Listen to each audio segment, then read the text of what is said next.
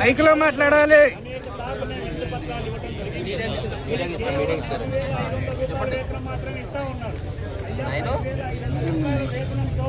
ఏ రకంగా బ్రతకాలి, గత ప్రభుత్వంలో కూడా వేతనాలు పెరగలేదు కాబట్టి గ్రామీణ వ్యవస్థలో పనిచేస్తున్నటువంటి వీళ్ళ న్యాయమైనటువంటి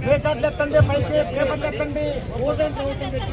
ఈవెంట్స్ లో మేము కలిసాము, పార్టీ ఆఫీస్ లో పెంచాం, రెవెన్యూ మంత్రి గారికి అయితే సుమారుగా 10 సార్లు ఇచ్చాం.